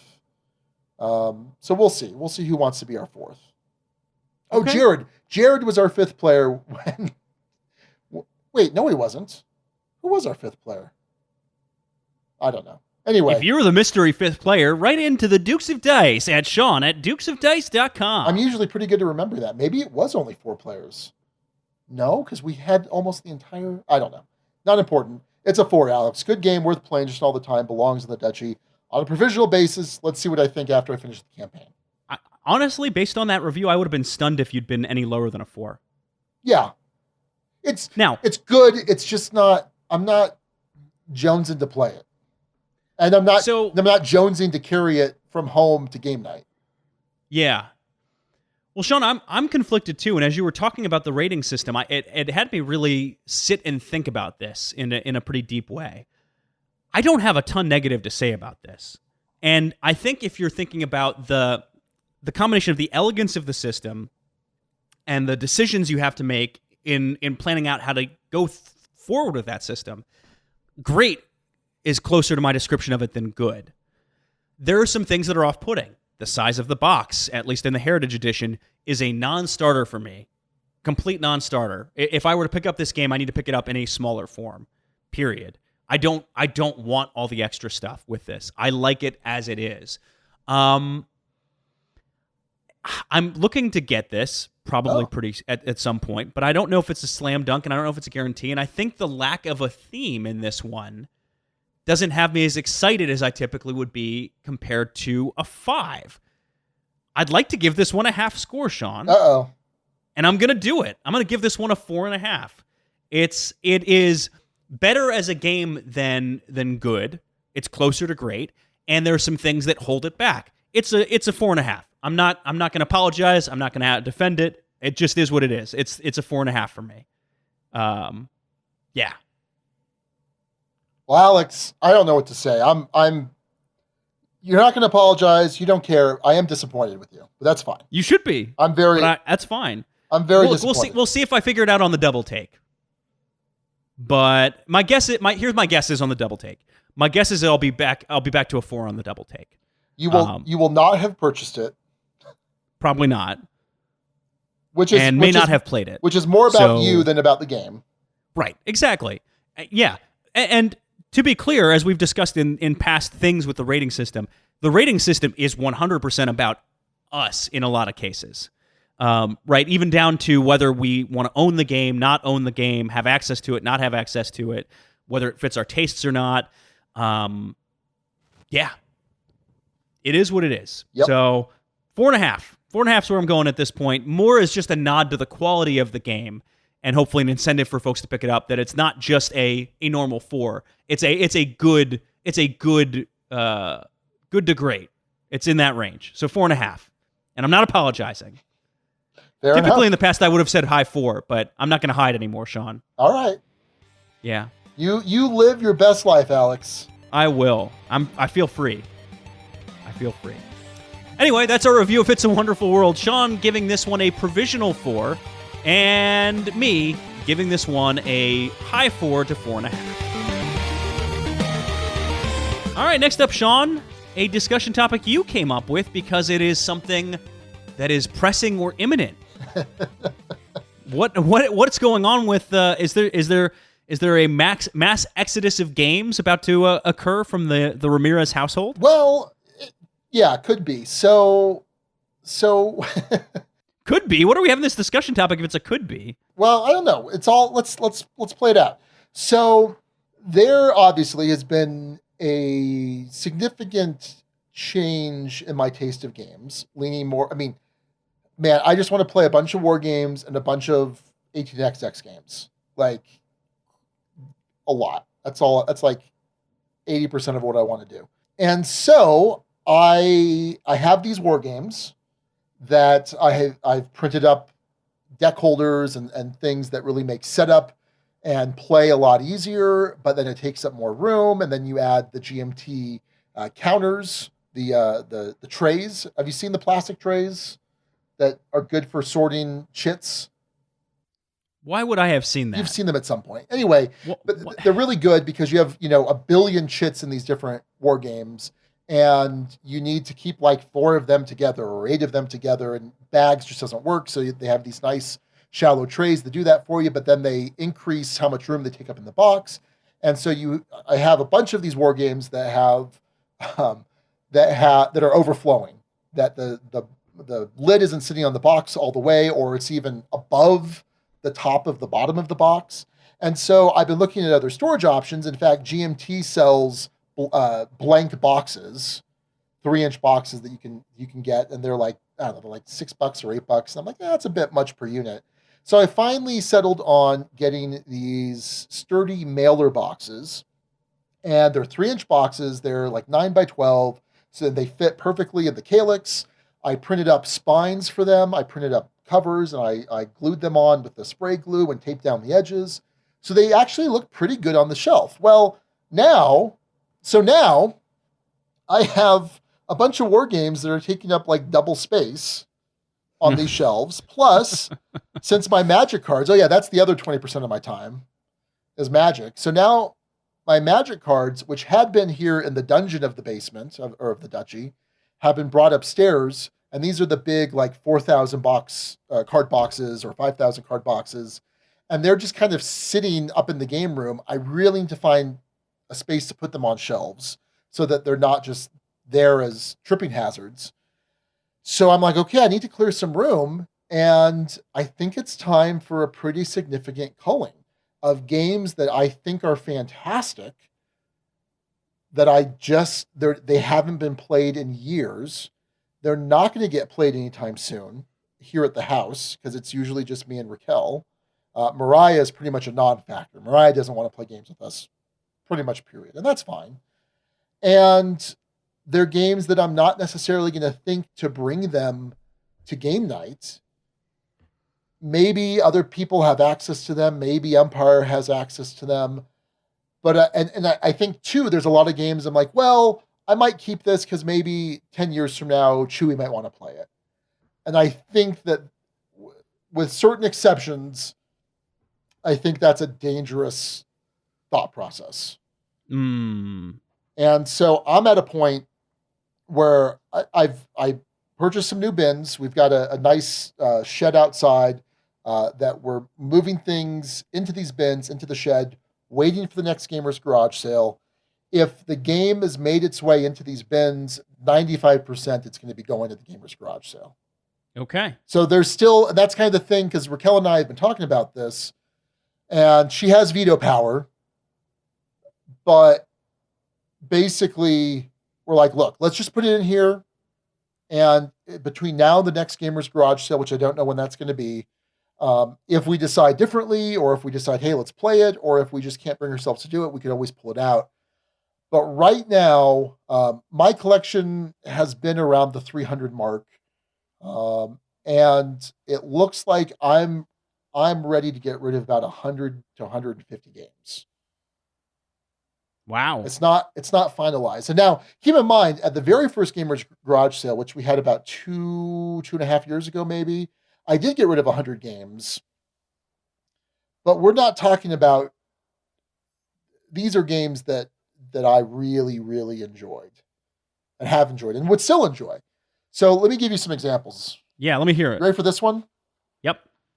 You ready for this one, Alex? I think I'm ready. Alex, Caverna. Oh, a classic. I'm going to get rid of Caverna, Alex. In fact, I have a, did I make it? Yeah, I did make it.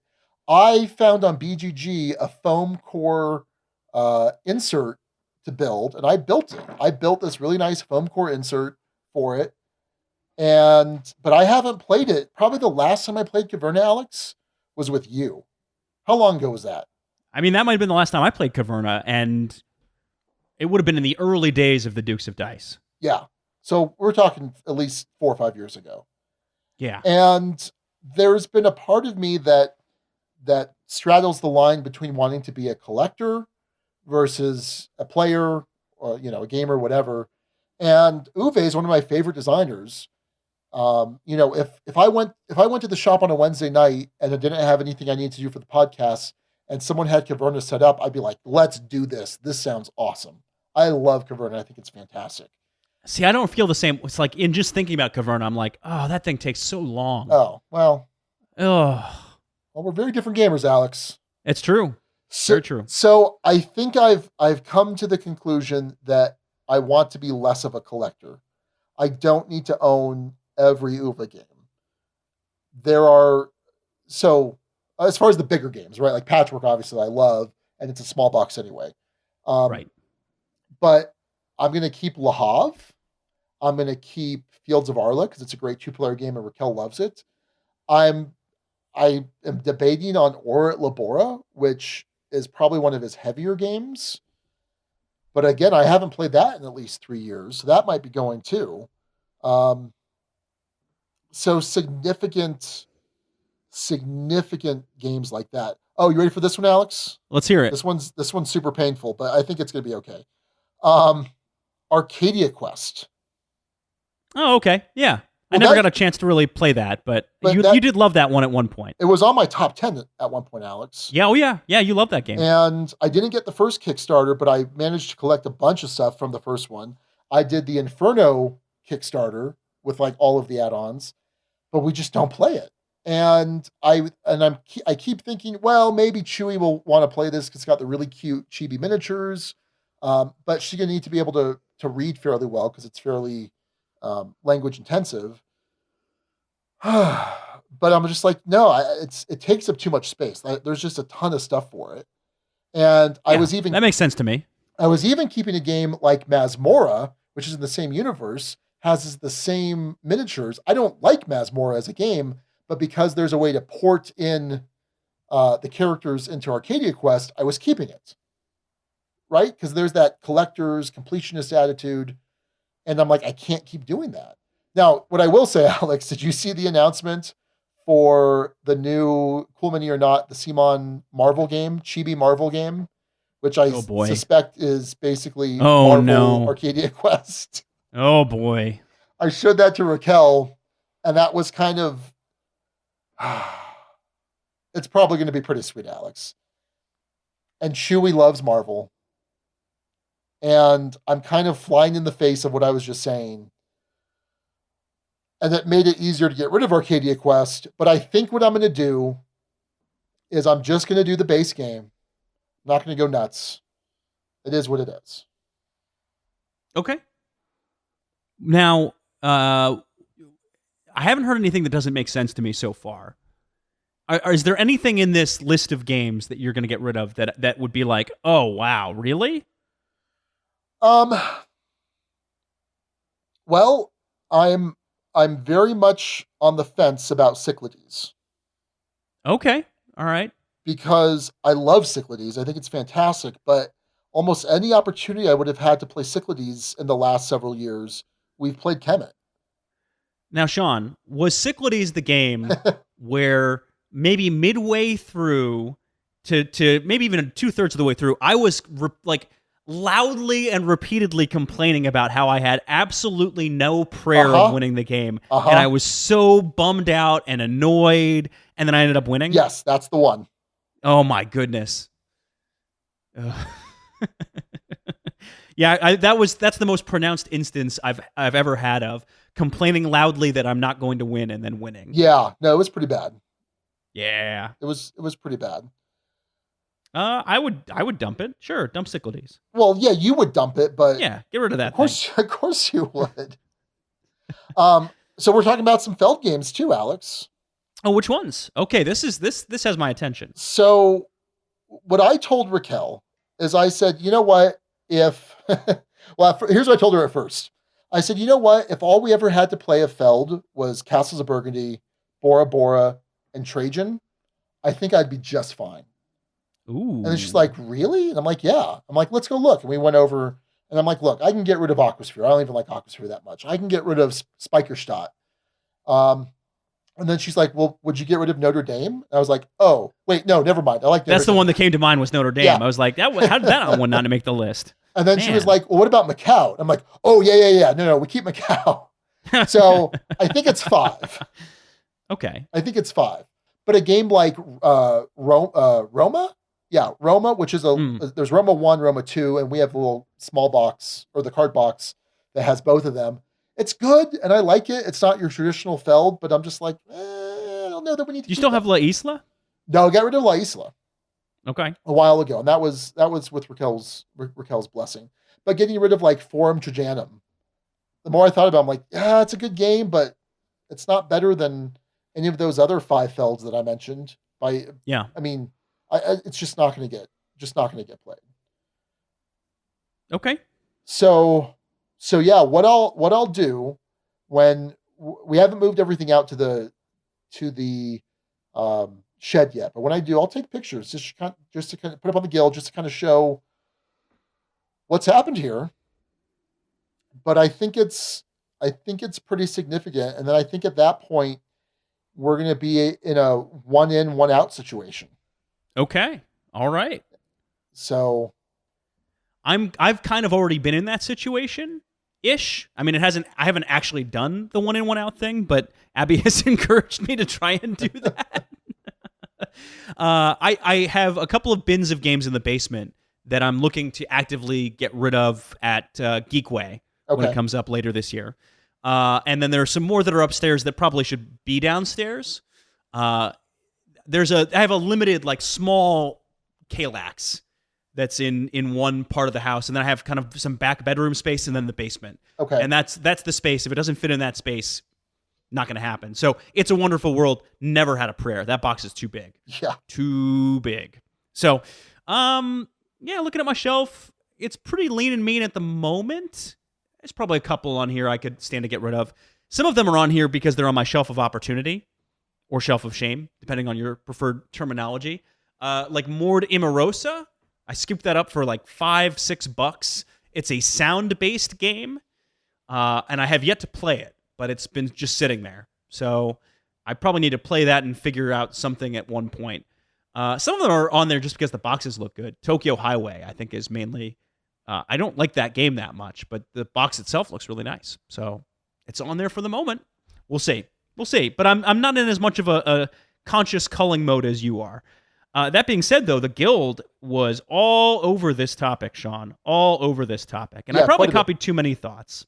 But I didn't copy all of them. So if you contributed and I don't mention you here, it's not because your comment was bad. It's because there's just a lot. So let's start off with Paul Naxer. Paul says, once a year, we create a spreadsheet with all of our games on it. We'll note a few things about each game that are important to us, player count, game weight category. Then we do a Marie Kondo, and Marie Kondo got mentioned all the time on the guild, Sean. A Marie Kondo joy check and a Dukes of Dice rating. Let me pause here and talk about Marie Kondo. Marie Kondo has a Netflix series. She talks a lot about decluttering. It's a great way if you have a ton of clothes to declutter. You could probably do it just as effectively with board games. Basically, you will pick up a game and does this game bring you joy? Ask yourself that question honestly, and then either return it back to the collection or say, thanks for the memories, and literally thank the game is what Marie Kondo would have you do, and send it along to its next home, whether it be donate, sold, whatever you do, but move it along, move it on out, and don't allow clutter and things to build up. And got mentioned, and I think for a very good reason. If you're in the position of trying to cull stuff and you have Netflix, I would watch that series because it's a great way of getting that mindset about things. So they do a Marie Kondo joy check and a Dukes of Dice rating. They play the games they can't agree upon and decide what to cull from there.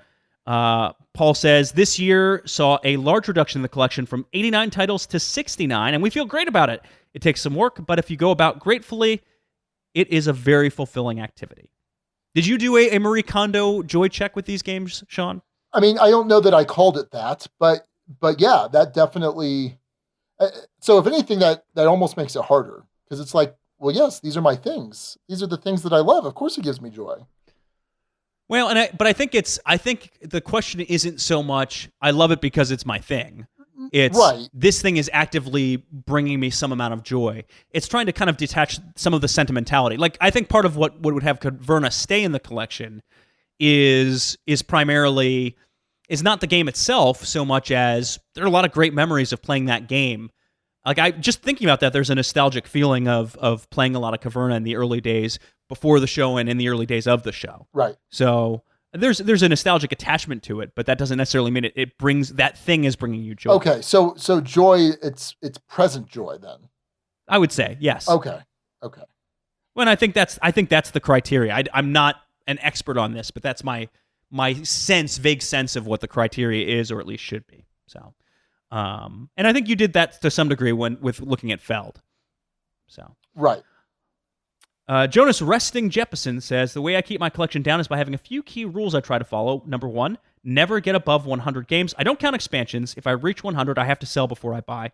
2, have around 50 big games and 50 small. 3, have a game for every situation.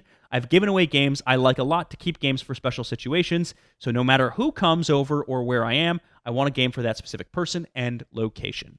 And there are definitely some games in my collection that are there specifically for Abby, specifically for playing with family, for other situations. There's some games that I have on my shelf that it's so hard to imagine actually playing them here. But if I say had some gamer guests over, I'd want to have access to it. Pulsar 2849 is one I see from here that is absolutely that game. And I will say this too, that was part of the thought process because I was like, well, what happens if, heaven forbid, Empire closes its doors tomorrow? Right. And that's the place that we game now for the most part. Yep. And now we have people back over to the house and, oh no, I got rid of all of these great 4-player games. I don't know but I was just like, I gotta stop thinking that. Ben Coberly has some rules as well. 1, he says, if I don't want to play a game anymore, I'll try to sell it or trade it. 2, if I do want to play it, but just don't have the room, I'll try to give it to a friend who I know would play it and play it with me anytime I wanted to. 3, if I haven't played the game in 2 years, it gets sold, traded, or given away. There you go. Baker Mitchell says, I do have a few games that, while excellent games, I will not ever play. The games sit and take up space. They do not bring joy, as Marie Kondo, there's Marie Kondo again, would say, and they should go. Which brings me to culling or removing clutter. Seems to be a pretty good rule for what to keep in the collection. Does having this game, quote, bring you joy, whether by playing it or just having it? If not, it should go. I've done this with clothes, and it was great. But man, just thinking about trying to Marie Kondo the game collection is giving me palpitations. I think there are probably 10 to 15 games easily I should remove. I bet my game collection would be, quote, happier if I did it. Has anyone else tried to use this for culling them? And yeah, plenty of people had absolutely mentioned Marie Kondo. Already mentioned it right here. So, yeah. And then the Namefather mentioned this, Sean, and it's applicable to me as well. Space is a real concern for me. We live in a 2-bedroom apartment. My wife and I each have one clothes closet, and we have one shared linen closet. One shelf of the linen closet is for games. Any other space I wish to claim has to be freed up for my own closet or dresser. You certainly have some room to operate there, Sean, with the massive basement. But I always remember the basement was a very bad sign for any game you had in your collection. Yeah. Like a really bad sign. Very bad sign. And it's the case for me, too. So, fair enough. Namefather also talked about it creates a bias towards smaller games, and I found I have that too. I can fit all of those in one dresser drawer. Big games are stacked in my closet. Mid-sized games are 2 to 3 deep in the linen closet. Altogether, that means I have room for around 100 games. As some come in, others must make room. There's a limit to how much I can pack the space, so it's Ludo-Darwinism, survival of the funnest. I like that term. That's why he's the Namefather. Yeah, Ludo-Darwinism. I love it. Love it. Good concept. Last one we have here, Chris Holmes says, I don't have many unplayed games on my shelf, but I do find myself retaining unplayed titles a little longer than I might otherwise. That said, here's some good culling questions that I ask myself. Would I someday feel bad about this game if it were gone from my library? If I play it even rarely and I like something about it, then my copy's not going anywhere. If I wouldn't miss it, then would anybody else want this copy? I don't give away or donate or sell beat-up copies, but if it's in decent shape and would be appreciated by a new home, then off it goes. Yeah, and we've certainly seen that in the Duchy in the Guild, where people have done the belong somewhere else in the Duchy, and that has gotten a pretty good response. Might throw something up on there at some point here soon. I don't know. We're overdue. So I think for the most part, there has been a desire on my part for the longest time to, like I said, be a collector. And I mentioned things before about promos. I have collected so many promos over the years for games I don't even have, and they wind up just taking up their own amount of space and creating clutter and things like that. I mean, who cares if I have this one promo room for Caverna? Like, now, there are exceptions, right? So, Kemet, one of my favorite games of all time, I have everything for it, and I'm going to continue to get everything for it. And that's fine. But when I'm trying to get every little tiny promo, it just does not make sense. And also, I would say that, you know, with what Chris said, as far as do I think I might regret giving this game away or selling it or whatever at some point in the future?